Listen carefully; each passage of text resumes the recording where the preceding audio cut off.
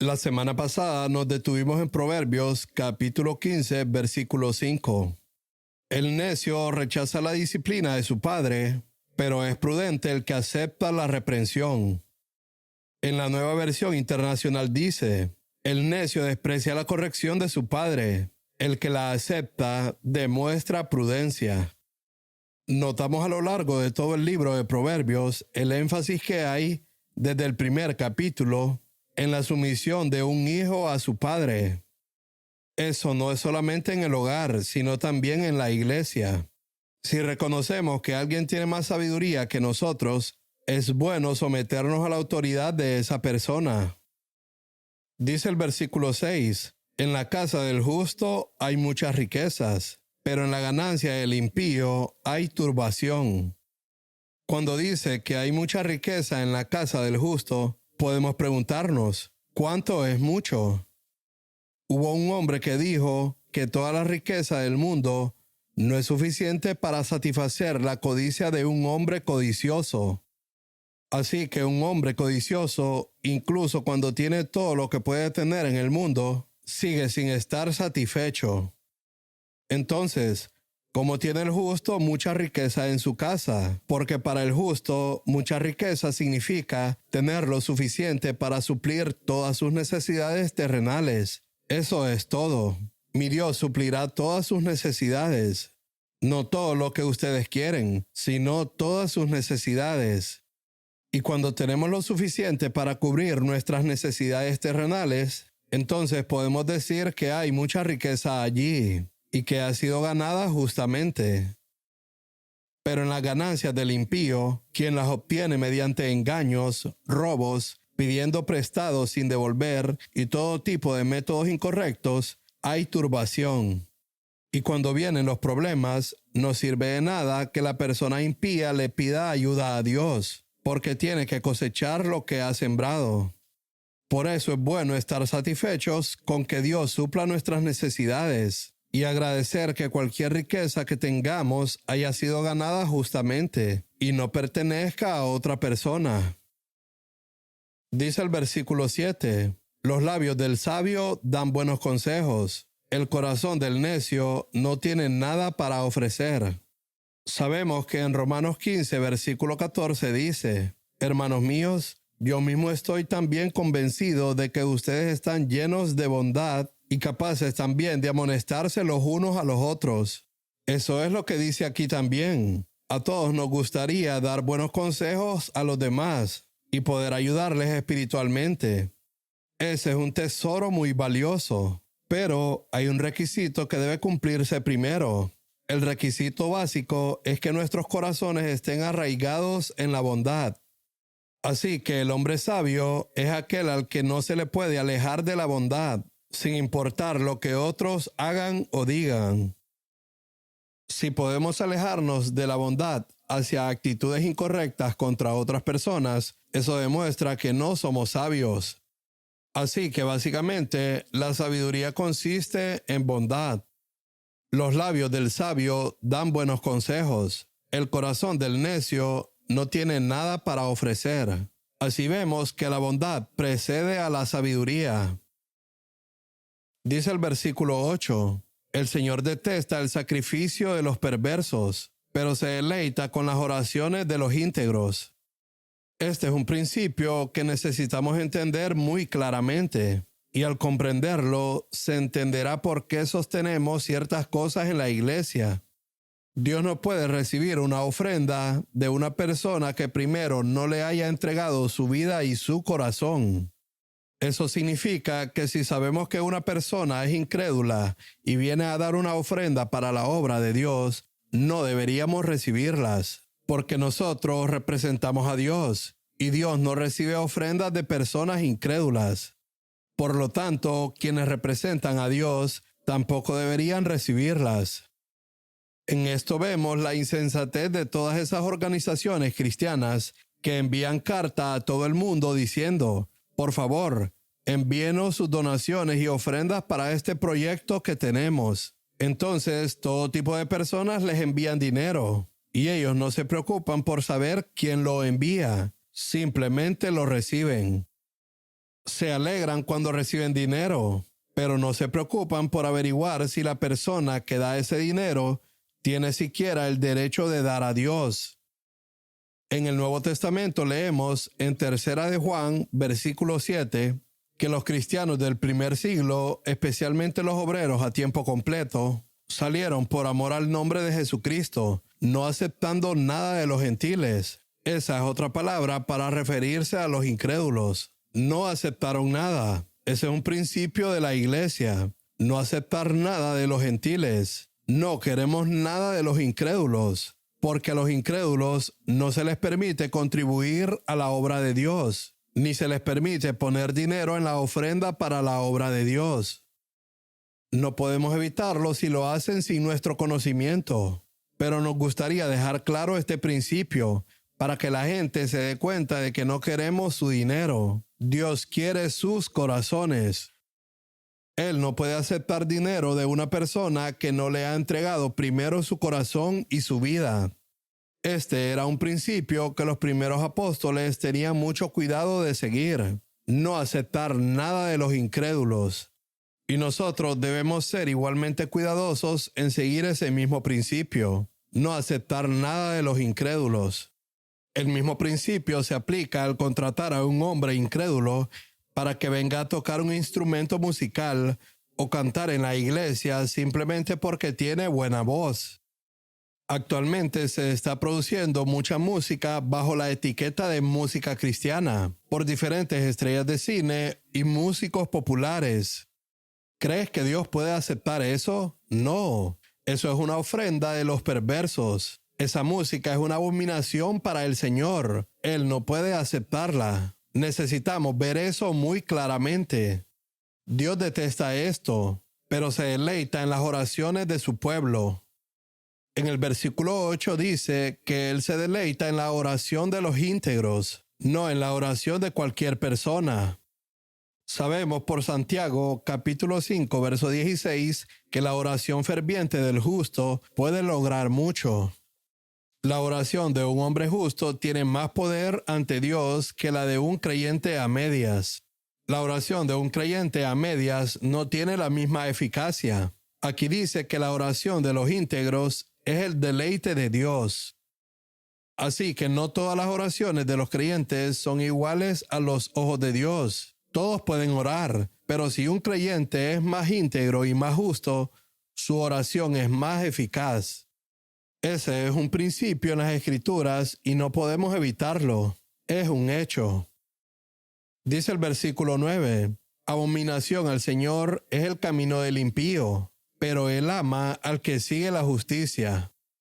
Esto sigue el mismo tema del versículo 8. Aunque el camino del impío es abominación al Señor, Dios ama de una manera especial a aquellos que siguen la justicia, o como dice una traducción, aquel que está empeñado en la honestidad. Piensa en un creyente que está empeñado en ser absolutamente honesto. Dios lo ama de una manera especial, en la que no ama a otro creyente que es un poco tramposo, que tiene maquinaciones ocultas y planes astutos en su mente para buscar algún beneficio propio. Esa persona puede reclamar el título de creyente, pero Dios no lo ama de la misma manera. Esto nos enseña que Dios no ama a todas las personas del mismo modo. Dios ni siquiera ama a todos los creyentes por igual.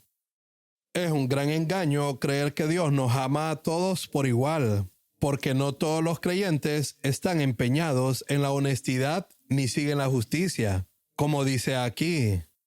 Jesús dijo en Juan capítulo 14, versículo 21, el que tiene mis mandamientos y los guarda, ese es el que me ama, y el que me ama será amado por mi Padre y yo lo amaré. Vemos aquí que Dios ama especialmente a aquellos que guardan los mandamientos de Jesús, y que es justo que Dios ame a algunos creyentes más que a otros. Tenemos que afrontar el hecho de que Dios no nos ama a todos por igual. Debemos aceptarlo. Dios mira desde el cielo y no ama a todos del mismo modo. Ama a algunos más que a otros, no porque le agrade su apariencia ni por favoritismo, sino porque Él ve lo que nosotros no podemos ver. Él ve la vida privada de esos creyentes. Dios ve a algunas personas que en su vida privada están empeñadas en la honestidad y siguen la justicia, y a ellas las ama más. Y no puedes culpar a Dios por eso. Él es justo. Eso es una ley.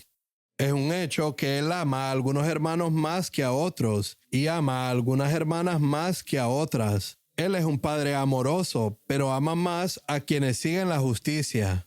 Por eso Dios hace ciertas cosas por aquellos a quienes ama de esa manera especial que no hace por otros creyentes. Dios hizo muchas cosas por Jesús, porque Jesús amó al Padre supremamente. Pero no podemos asumir que Él hará por nosotros todo lo que hizo por Jesús si no estamos caminando de la misma manera en que Jesús caminó. Es fácil decir, lo que Dios hizo por Jesús lo hará por mí.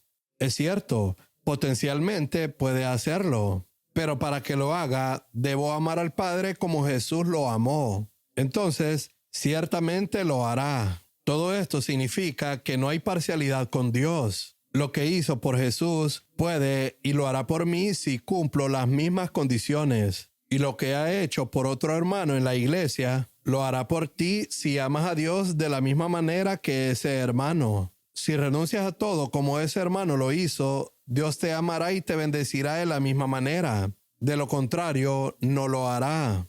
Él ama al que sigue la justicia, al que está empeñado en la honestidad y al que está decidido a limpiar el engaño de su vida. Dice el versículo 10, la disciplina severa es para el que abandona el camino. El que aborrece la reprensión morirá.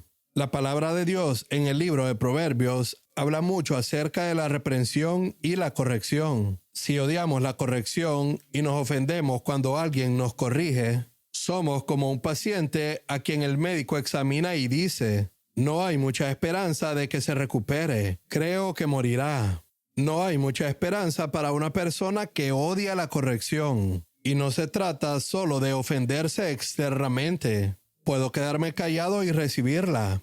Y puede que no me guste. De eso es lo que habla aquí. Puedo evitar responderle a alguien que me corrige, pero puedo estar ofendido por dentro.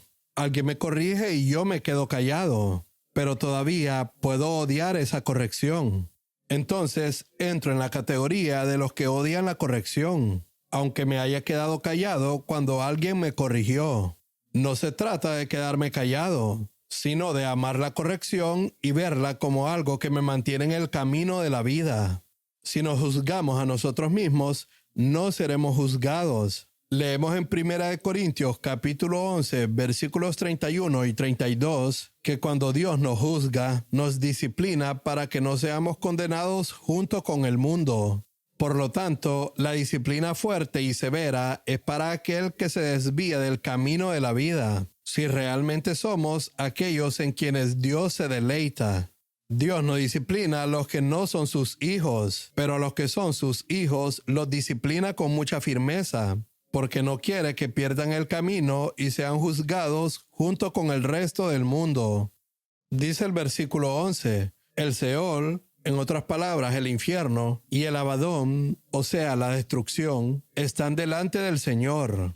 Eso significa que incluso el infierno y el abismo están delante del Señor. Él ve todo como algo abierto. Nosotros no podemos verlo, ni siquiera sabemos dónde está. Pero delante de Dios todo está expuesto. Entonces, si eso está delante del Señor, ¿cuánto más los corazones de los hombres? Podemos pensar, bueno, eso no es una gran verdad. Ya sabemos que Dios conoce todo lo que hay en nuestros corazones. Pero he llegado a comprender esto. Si realmente creyera esto de verdad, tendría una vida privada de pureza. Esa es la prueba de si realmente creo que mi corazón está completamente delante de Dios todo el tiempo, mañana, tarde y noche. Los motivos, las ambiciones, los deseos y las intenciones con las que hablo, escribo y actúo, todo está simplemente delante del Señor. Sea lo que sea que yo diga a un hermano, Dios ve la actitud y la intención que hay debajo. Todo está delante de Dios y Él lo ve todo. Él ve las intenciones con las que visito a las personas y las intenciones con las que las invito a mi casa. Él ve cada cosa. Y si realmente creo esto, marcará una diferencia fantástica en mi vida privada. Y estoy seguro de que, aunque la gente diga que conoce este versículo, la gran mayoría de los creyentes no lo creen en absoluto. No creen realmente que sus corazones estén delante del Señor y que Él vea cada detalle. No hay ni una sola cosa escondida en ningún rincón que no esté delante del Señor. Podemos ocultarlo de cada hermano y hermana en la iglesia, incluso de nuestro propio esposo o esposa durante 50 años. Pero Dios no es engañado ni por un segundo. Él ve a través de todo. No puedo vivir con la conciencia de eso. Entonces, ¿qué deseo tan maravilloso habrá en mí por la pureza en mi vida privada? Dice el versículo 12, el burlador no ama al que lo reprende. La Nueva Traducción Viviente dice, los burlones odian ser corregidos, por eso se alejan de los sabios. Prefiero usar la palabra reprensión, porque reprochar tiene una connotación negativa. Santiago capítulo 1 versículo 5 dice, Dios nunca reprocha. Hay una diferencia entre reprochar y reprender. Incluso con nuestros hijos podemos entenderlo. No es lo mismo reprochar a un niño que reprenderlo. Dios reprende, pero no reprocha. Por eso reprender es una mejor palabra aquí. Un burlador, alguien que no está realmente interesado en la sabiduría, se mantiene alejado de los hombres sabios porque odia ser reprendido. Esa es una de las razones por las que algunas personas se ofenden y dejan la iglesia, porque no les gusta ser reprendidas, incluso en una reunión, y mucho menos de manera personal. Se requiere una gracia tremenda para recibir una corrección personal. Pero hay personas que ni siquiera pueden soportar una palabra de corrección en una reunión. Se molestan, se perturban y entonces evitan a las personas sabias y se juntan con necios que solo los halagan y les dicen cosas agradables porque no les gusta ser reprendidos. Por eso pierden el camino de la sabiduría. Es interesante que el libro de Proverbios ponga tanto énfasis en este tema de recibir corrección. Es bueno que lo tengamos en cuenta.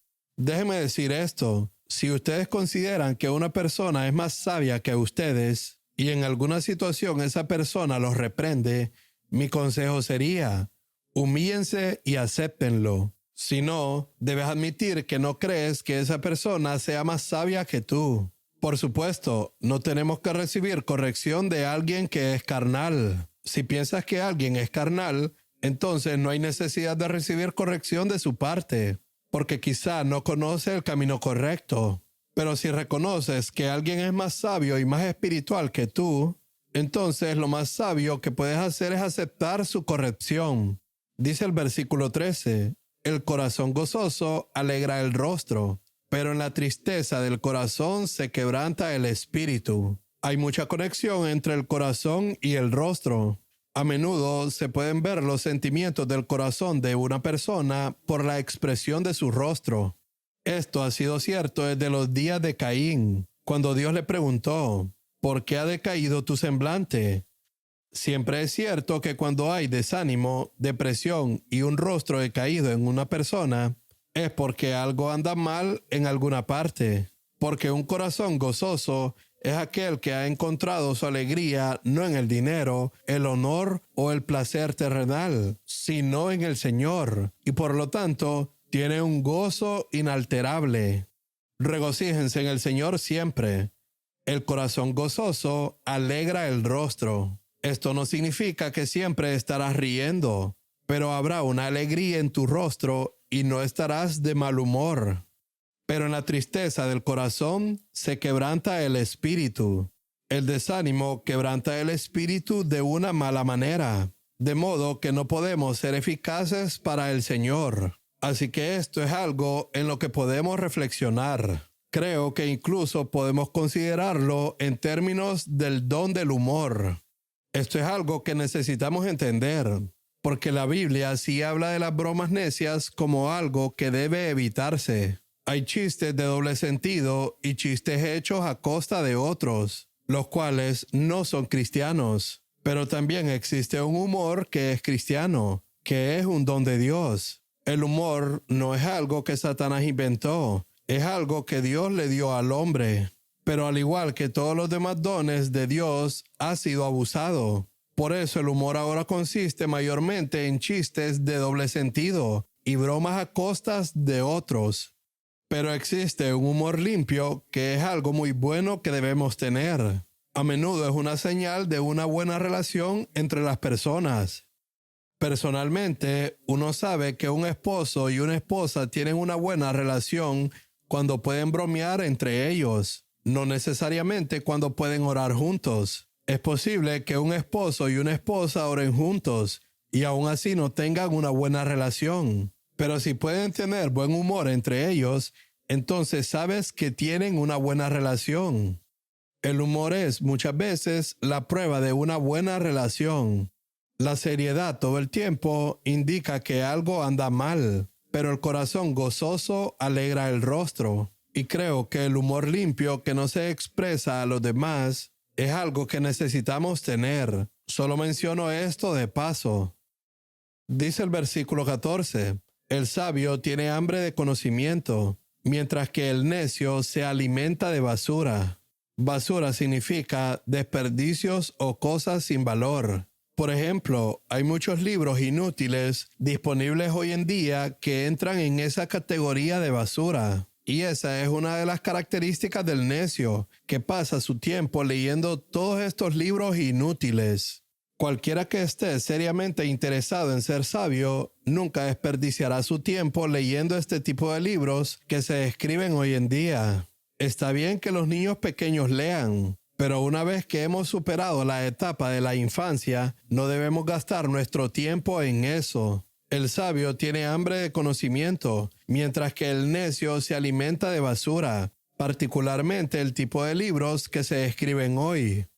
Dice el versículo 15, para el afligido todos los días son malos, para el que es feliz todos son días de fiesta. Para el hombre miserable, todos los días son infelices. Siempre hay algo que anda mal, porque su actitud básica es de miseria. Hay algunas personas que generalmente son miserables la mayor parte del tiempo sin ninguna razón. Y esto se debe a que no han comprendido el secreto de regocijarse en el Señor. Ellos no creen de todo corazón la verdad de Romanos 8, versículo 28. Para los que aman a Dios, todas las cosas cooperan para bien. Esto es, para los que son llamados conforme a su propósito. Por eso no hay necesidad de que un verdadero hijo de Dios esté sombrío y triste.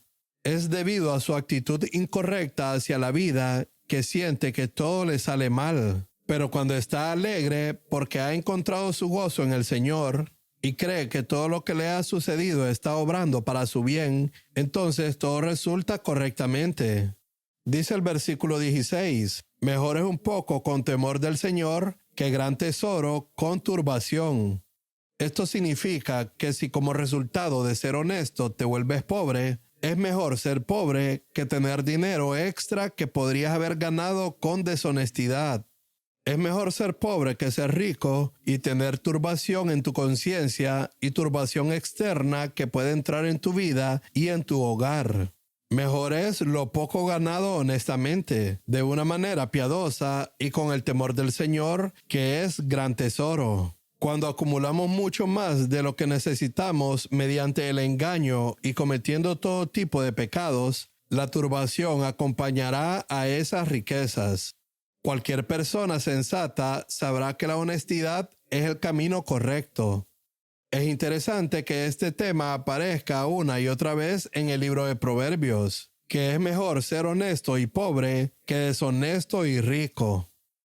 Dice el versículo 17, mejor es un plato de verduras donde hay amor, en el margen dice algo peor. En lugar de verduras dice de legumbres. ¿Saben lo que son las legumbres? Es de lo que se hacen algunas medicinas. No son muy sabrosas. Mejor es un plato de legumbres donde hay amor. Las verduras pueden prepararse de una manera tan agradable que incluso pueden saber mejor que algunos platos no vegetarianos. Piensen en eso. Mejor es un plato de legumbres donde hay amor que buey engordado con odio. Imaginen a un esposo que no es vegetariano, insistiendo a su esposa para que cocine un buey engordado todo el tiempo. y él está bastante feliz de provocar problemas en el hogar con tal de obtener su carne. No le importa si el amor desaparece del hogar, porque eso no es importante para él. Es un necio. Es mejor tener un plato de legumbres y amor que comidas lujosas y falta de paz. No estoy diciendo que si tienes comidas lujosas tendrás falta de paz. No, lo que estoy diciendo es lo que la palabra de Dios enseña.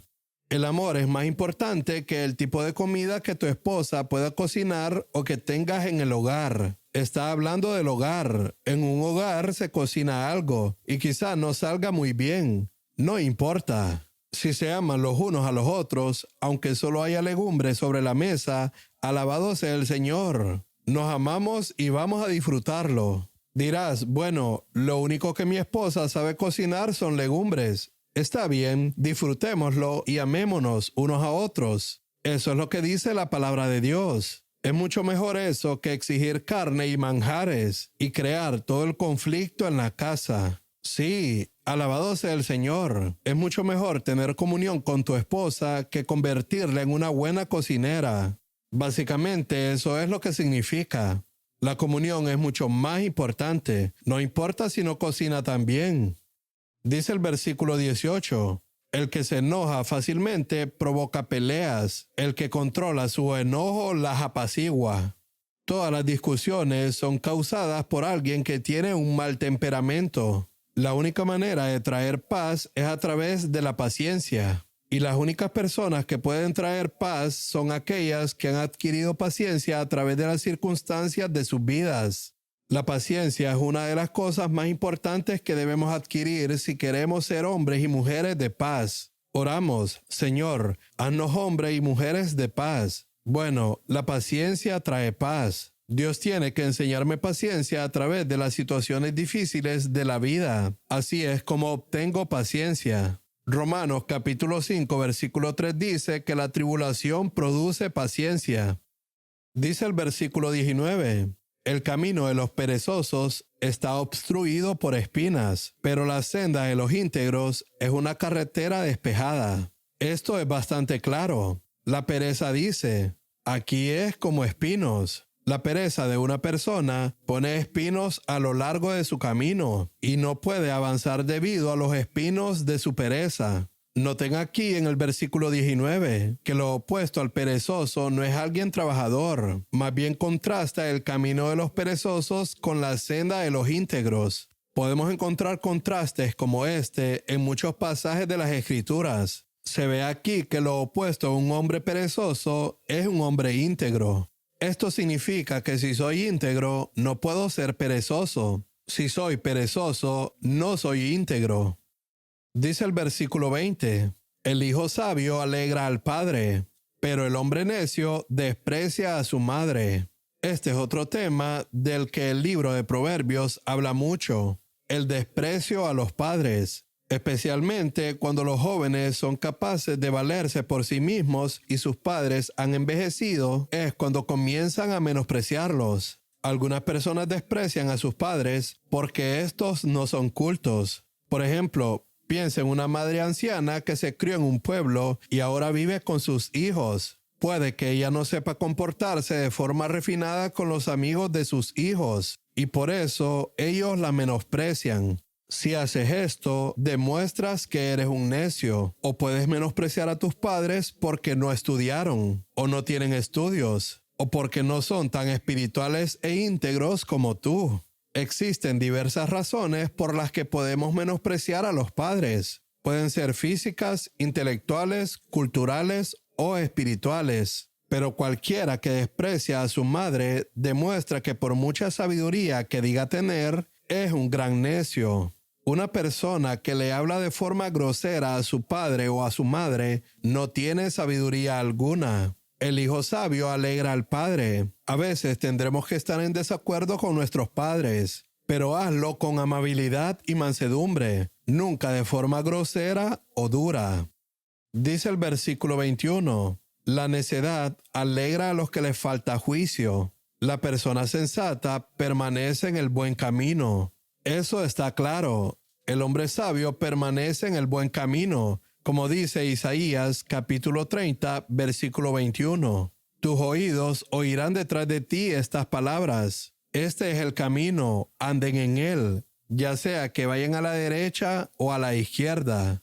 Cuando uno sale del camino al querer tomar cierta decisión y cree que puede obtener alguna ventaja tomando otro rumbo, ahí es cuando sientes algo en tu espíritu que te dice, no vayas por ese camino. Y esa es la voz del Espíritu Santo diciendo, no vayas por ahí, ve por el buen camino. Y el hombre sabio escuchará esa voz y caminará en el buen camino. El hombre que ignora esa voz porque piensa, si voy por este camino obtendré una pequeña ganancia para mí, en realidad es un necio. El otro día leí en una revista sobre un predicador que contaba que siendo joven estaba hablando en una reunión y él llevaba puesto un reloj que le había regalado su padre. Era un reloj muy lujoso para aquellos días y para la gente sencilla a la que le estaba predicando. Todo el tiempo que estaba predicando, la gente no hacía más que mirar su reloj y él sintió una voz en su espíritu que le decía, quítatelo. Y él pensó, ¿acaso no puedo usar lo que mi padre me dio? Pero se dio cuenta de que si aquello era un estorbo para los demás, debía quitárselo. ¿Entienden? Incluso algo tan pequeño como eso.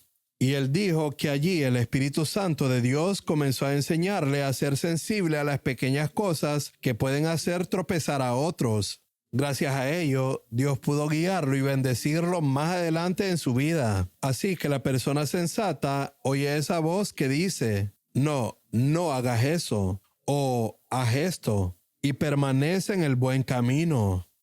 Dice el versículo 22, sin consulta los planes se frustran, pero con muchos consejeros triunfan. Esto es algo que hemos leído varias veces en Proverbios. Sé lo suficientemente humilde para recibir consejos de otros. No debemos pensar que somos tan inteligentes y espirituales que podemos seguir adelante con nuestros planes sin pedir consejo a nadie. Sin consulta, nuestros planes pueden fracasar. Es bueno consultar a otros que sean más sabios para que nos den sabiduría.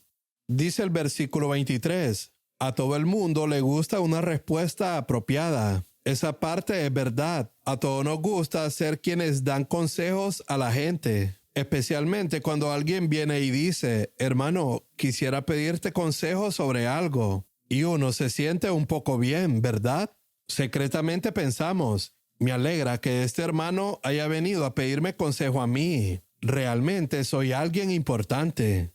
Todos disfrutan dando consejos. Pero es hermoso decir lo correcto en el momento oportuno. Eso ya es otra cosa. Decir lo correcto en el momento adecuado es característica de la madurez y la sabiduría. No se trata solo de decir lo correcto. También se trata de decirlo en el momento oportuno. A veces es necesario hablar con un hermano sobre algo, pero la sabiduría es saber cuándo decirlo. Decir la palabra correcta en el momento oportuno es algo maravilloso, una palabra a tiempo, y eso requiere una gran sensibilidad al Espíritu Santo. Cuando el Espíritu Santo dice no, tú te detienes. Si quieres escribirle algo a alguien y el Espíritu Santo te dice no, lo escribiste, pero no lo vas a enviar porque no sientes que sea el momento adecuado. Puede que sea la palabra correcta, pero no es el momento. Realmente necesitamos buscar a Dios, como dice de Jesús en Isaías capítulo 50, versículo 4, que cada mañana Él despertaba su oído para oír lo que el Padre tenía que decir, para tener una palabra para el fatigado. Cada día Jesús estaba preparado porque estaba en comunión con el Padre. Por lo tanto, tenía la palabra correcta en el momento oportuno para la persona que se cruzara en su camino. Hermanos y hermanas, a veces pensamos que el único ministerio en la iglesia es estar de pie aquí en la plataforma hablando. Eso no es verdad. En todo caso, solo tenemos unas 3 reuniones a la semana. Así que el máximo de veces que uno puede pararse aquí es 3. Pero si tenemos el hábito de escuchar lo que el Padre quiere decir, podemos tener una palabra correcta 7 veces a la semana, cada día, para alguien que el Señor ponga en nuestro camino. Y ese es realmente el ministerio más grande. poder oír y ser de bendición para aquellos que se cruzan en nuestro camino, aunque nunca tengamos el don de pararnos aquí a predicar, o aunque no tengamos el deseo de hacerlo, tengamos un gran anhelo de tener esta capacidad de oír a Dios y tener una palabra a tiempo para los cansados que encontramos cada día. Eso es algo mucho más importante. Dice el versículo 24, la senda de la vida para el sabio es hacia arriba para que se aparte del infierno que está abajo. Eso significa que hay dos caminos, uno que sube y otro que baja. Sabemos que Dios creó a Adán del polvo de la tierra, y el polvo, al pertenecer a la tierra, nos atrae hacia abajo. Hay muchas cosas en ese polvo que atraen al polvo de la tierra. Por ejemplo, el oro, que también es un tipo de polvo. El polvo del cual está hecho nuestro cuerpo es atraído por el oro y por otras cosas terrenales. Nuestras atracciones son terrenales porque somos criaturas de polvo, pero Dios también puso dentro de Adán un espíritu que es atraído hacia arriba. Y ahora encontramos dentro de nosotros mismos ese conflicto, una fuerza que tira hacia abajo y otra que tira hacia arriba. En las situaciones de la vida diaria, sentimos ese tirón hacia arriba y ese tirón hacia abajo, y debemos decidir qué impulso de nuestra alma seguir. Podríamos decir que el alma se encuentra entre el cuerpo y el espíritu, decidiendo a qué lado responder. ¿Responderé solo a las cosas terrenales o responderé a ese llamado hacia lo alto? Este versículo dice, la senda de la vida para el sabio es hacia arriba. Eso es responder al impulso del espíritu. Madame Guyon dijo una vez que la vida de Dios que Él pone en nuestro espíritu tiene un poder tan fantástico para impulsarnos como un cohete hacia Dios.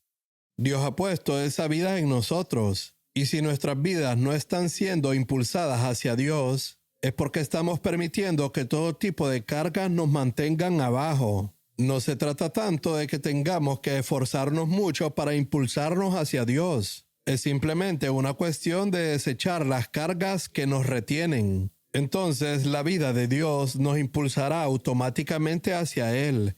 Ese es el secreto. Es por causa de las cargas que el progreso es tan lento en algunos creyentes. No se trata de decirles, hermanos, sean más fervientes. No, se trata de desechar alguna de las cargas. De lo contrario, aunque se vuelva más ferviente, el progreso seguirá siendo lento si esas cargas continúan reteniéndolo. La senda de la vida para el sabio es hacia arriba, para que se aparte del infierno que está abajo.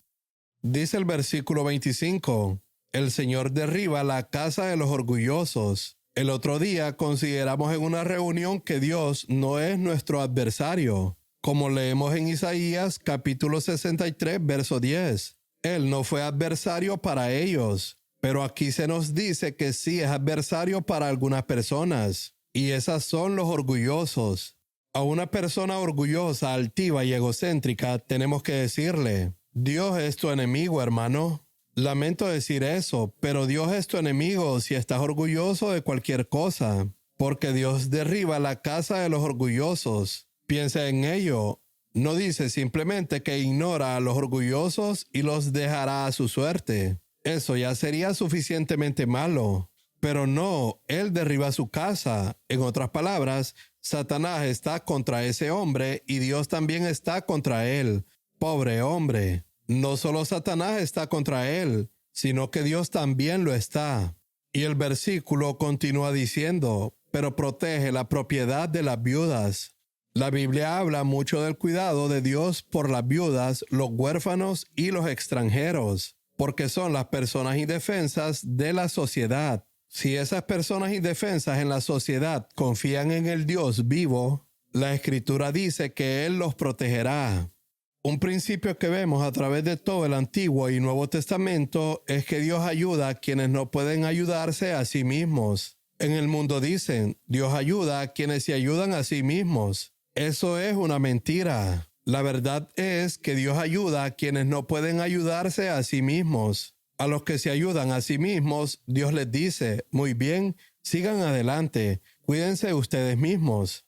Pero Dios está del lado de aquellos que llegan a tal punto de necesidad que pueden decir: Señor, no tenemos a nadie que nos ayude. Estamos absolutamente indefensos. Él protege la propiedad de las viudas. Imagina que hay una viuda que tiene un pequeño terreno, pero hay hombres fuertes y poderosos que intentan invadirlo. Dios establece un límite y protege su hogar. Dice el versículo 26, el Señor aborrece los planes de los malvados, pero se complace en las palabras puras. Esto significa que a Dios le interesan nuestros pensamientos y nuestras palabras. La manera en que hablamos a las personas es importante, porque las palabras amables traen el agrado de Dios sobre nuestra vida. Debemos desarrollar el hábito de hablarnos con palabras amables unos a otros. Dice el versículo 27, el avaro causa mucho dolor a toda la familia, pero los que odian el soborno vivirán. Como vimos anteriormente, el dinero deshonesto trae conflicto a la conciencia, pero no solo eso, arruina todo el hogar. No hay bendición en el dinero deshonesto. Es mucho mejor tener dinero honrado. Aquí también dice que si quieres vivir, no debes aceptar sobornos. Debes odiar los sobornos. Odia los sobornos y vivirás. ¡Qué palabra tan fuerte! ¿Qué hace el soborno? Hace al hombre parcial. Cuando alguien recibe un soborno de una persona, le hace favores a esa persona y pasa por alto los derechos de otra. Por eso aceptar sobornos hace que un hombre sea parcial. Básicamente, este versículo también nos advierte contra la parcialidad. No seas parcial. Recibas o no un soborno. No seas parcial con todos tus hijos, amando a uno y despreciando al otro, ni muestres parcialidad de ninguna otra manera. La imparcialidad es la naturaleza de Dios, y esa es la naturaleza de la cual debemos participar. Una parcialidad absoluta donde todos son iguales. En la versión Reina Valera, la última parte del versículo 27 dice: «Mas el que aborrece las dádivas vivirá».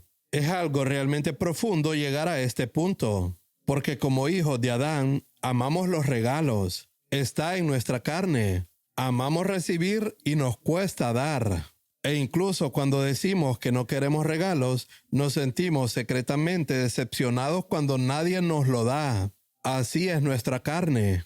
Pero en las Escrituras podemos ver cómo era Jesús. No podemos decir que Jesús nunca recibió regalos. Una mujer derramó un frasco de alabastro con perfume sobre sus pies, y él no dijo: «No, yo odio todo esto». Él era normal y natural, capaz de recibir de los demás, pero nunca lo amó. No es una cuestión de recibir o no recibir. Es una cuestión de amar u odiar los regalos.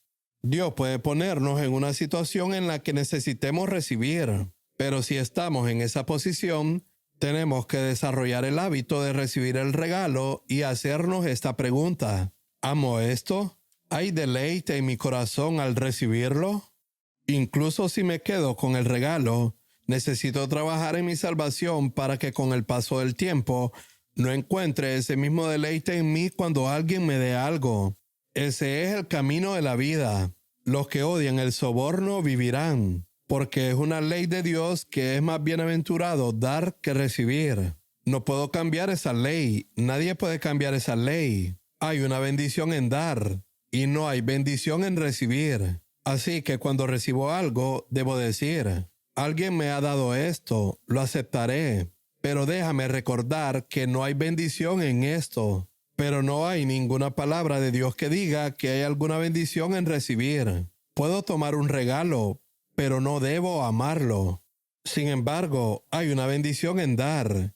Jesús mismo dijo: más bienaventurado es dar que recibir. Hechos capítulo 20, verso 35. Los que odian el soborno vivirán. Recuerda que Dios puede cambiarnos tan completamente de la raza de Adán que podemos convertirnos en lo opuesto, amando dar en lugar de recibir. Esa es una posición maravillosa a la cual llegar. Y no debemos pensar que ya hemos llegado allí fácilmente. No, se requiere bastante trabajo en nuestra salvación para poder llegar a este punto, donde ya no pienso en términos de recibir, sino que puedo revertir mi forma de pensar.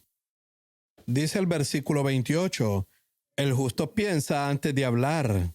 Ese es realmente un buen consejo para muchas personas. Antes de hablar, piensa. O como dice una frase moderna, pon la mente en marcha antes de abrir la boca. No abras la boca antes de que la mente esté en marcha. Eso significa que necesitas pensar. Dirás, ¿en qué debo pensar antes de hablar? Piensa, ¿esto que voy a decir es amable? ¿Es realmente verdad o tiene un poco de exageración? ¿Es solo algo que escuché? Descubro que cuando mi mente está en marcha, a menudo tengo que mantener la boca cerrada. El justo piensa antes de hablar, pero de la boca del malvado brota maldad. Simplemente salen palabras, palabras, palabras. Esa es la característica del necio. Los proverbios hablan mucho sobre eso. Un hombre malvado puede seguir hablando sin parar. Tiene una opinión sobre absolutamente todo. Esto se ve especialmente en las personas jóvenes, porque tienen la tendencia a dar una opinión sobre todo lo que existe bajo el sol. Y también son rápidos para expresar sus opiniones. Esa también es la característica de un necio. El hombre bueno piensa y se pregunta antes de hablar si eso es necesario. Dice el versículo 29, el Señor está lejos de los impíos, pero escucha la oración de los justos.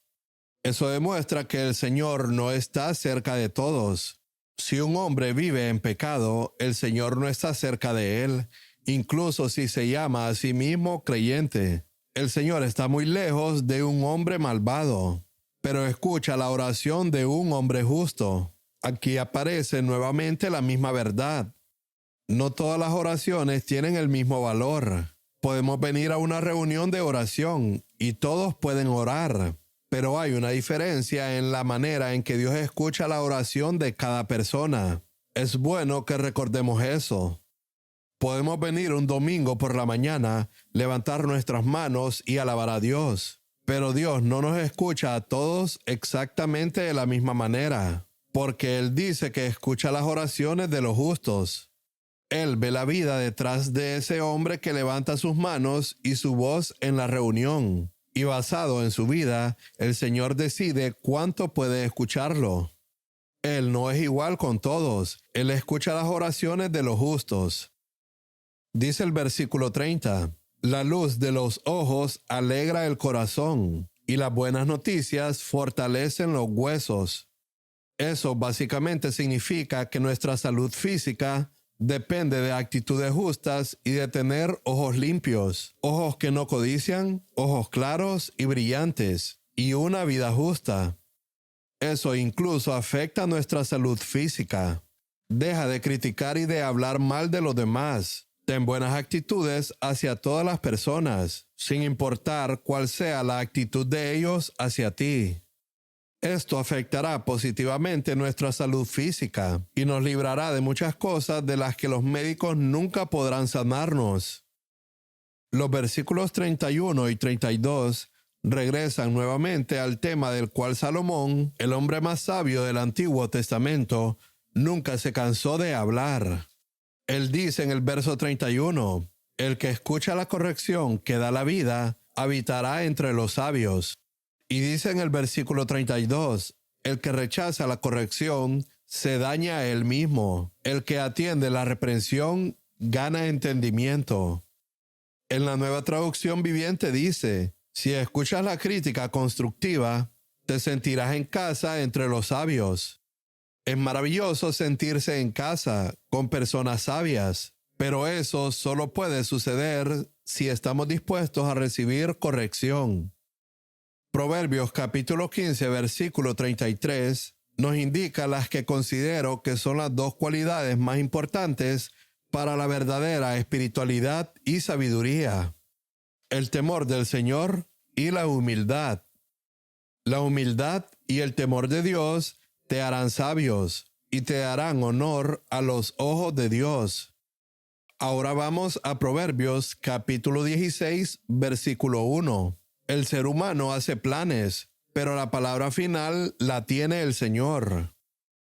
Eso significa que Dios puede cambiar nuestros planes a través de circunstancias y situaciones, impidiéndonos hacer lo que normalmente querríamos hacer. Él tiene la última palabra. Y es bueno para nosotros humillarnos y someternos a sus caminos. Nosotros teníamos un plan y queríamos hacer algo, y de pronto Dios altera ese plan, y de acuerdo con las circunstancias, terminamos haciendo otra cosa. Debemos humillarnos y aceptarlo. Dice el versículo 2, el hombre piensa que es justo lo que él hace, pero el Señor juzga los motivos. Ahí está muy claro. El Señor no juzga solo lo externo. Yo puedo decir, todo lo que hago está bien. Para mí está claro. Creo que estoy haciendo todo correctamente. Pero un hombre humilde, un hombre temeroso de Dios, un hombre sabio dirá, aunque no veo nada malo en lo que hago, reconozco que tengo puntos ciegos. No sé si alguna vez has visto una de esas ilusiones ópticas, donde hay una pequeña marca en un papel. Puedes probarlo tú mismo. A medida que la marca pasa frente a tu ojo, en un punto particular, no puedes verla. La ves y de repente, en un punto específico, desaparece. Existe un punto ciego incluso en nuestro ojo físico. Cuando pones el papel en ese punto exacto, aunque la marca está ahí, simplemente no puedes verla. Y no hay nada malo con tu visión. Cualquier oftalmólogo te dirá que es un punto ciego. Eso mismo ocurre en nuestro corazón y en nuestro espíritu. Un hombre humilde reconoce, según mi conocimiento, estoy haciendo lo correcto, pero puede haber algo mal. Señor, ayúdame a darme cuenta de ello. El hombre humilde hace la oración del salmista en el Salmo 36, verso 9. Porque en ti está la fuente de la vida. En tu luz vemos la luz. De otra manera, no veremos luz en absoluto. No se trata de ser un buen budista y limpiar mi alma mediante el poder de mi propia alma. Ese no es el camino nuevo y vivo.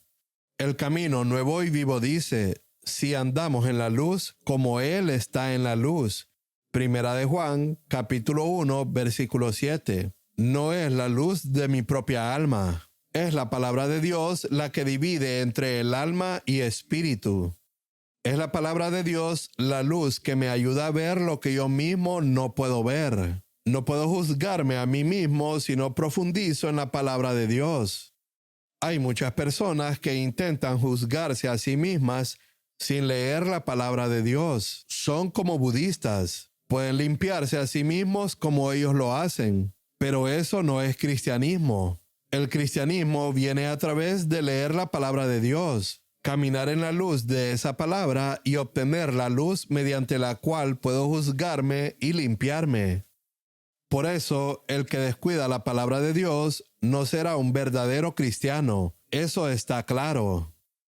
En la Nueva Biblia de las Américas dice, el Señor pesa los espíritus, y esa es una buena palabra. Significa que el Señor tiene una balanza de precisión, como la que se usaría para pesar oro. Esas balanzas son muy delicadas. Yo puedo pensar, mi motivo es bueno, pero entro en la luz de Dios y descubro que aunque la mayor parte de mi motivo era bueno, estaba mezclado con un poco de egoísmo o con un deseo de herir a alguien.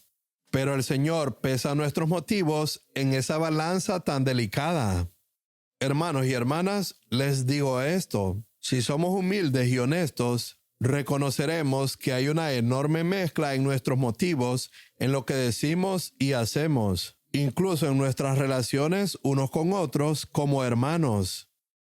Porque dice Colosenses capítulo 3, versículo 9, dejen de mentirse los unos a los otros. ¿Acaso nos levantamos y decimos mentiras abiertamente?